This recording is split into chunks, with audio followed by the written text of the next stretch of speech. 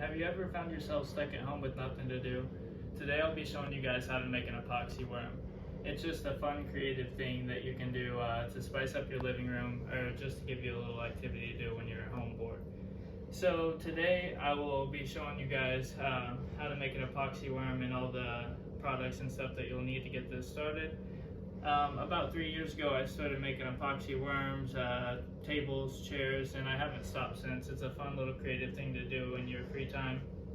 And so today I will open it up by showing you guys what you need to make these.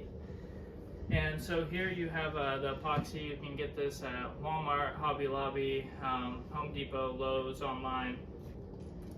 You'll need a part A and a part B, and you just mix these together, half and half of each one, and I'll be demonstrating all this later on.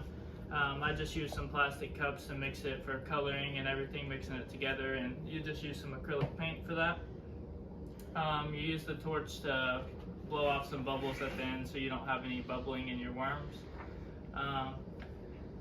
So here's a final product of a couple of them that I've made, because you guys won't get to see the final one today because it takes about 12 hours to dry and harden.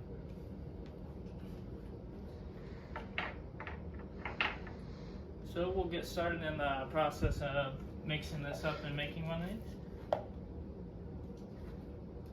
So we'll take our part A, and you don't need too much to make this in your mold, but it's always okay to have too much. You don't ever want to have too less, because then you're going to have trouble mixing the coloring to the same color that it was in the first pour.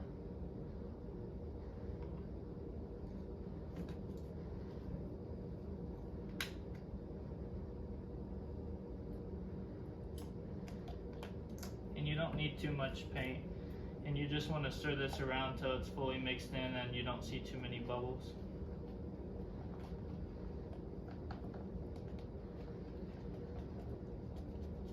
And instead of acrylic paint, you can use food coloring, you can melt crayons, and I didn't bring any today, but you can use little rocks and other little materials that you find out in your yard to put inside these to create them, and you can use a clear coat so you can see through them and see what's inside.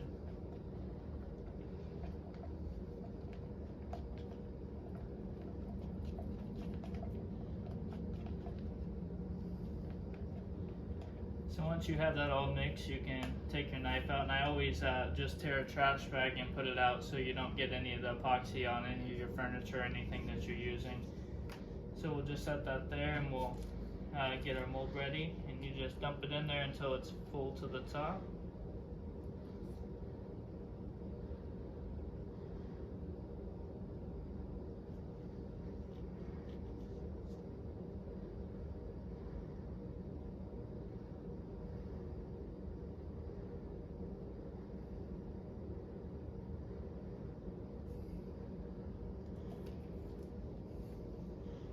You can take your knife to smooth it back out, because whenever you take it outside of the mold, whatever's on top you can just break off. It comes off real smooth.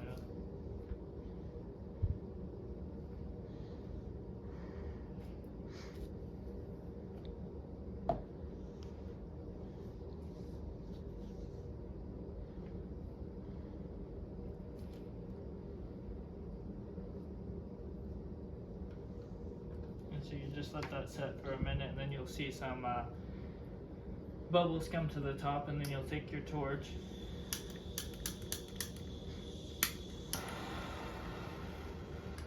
and you just want to go over the top of it, and you'll see the air bubbles pop.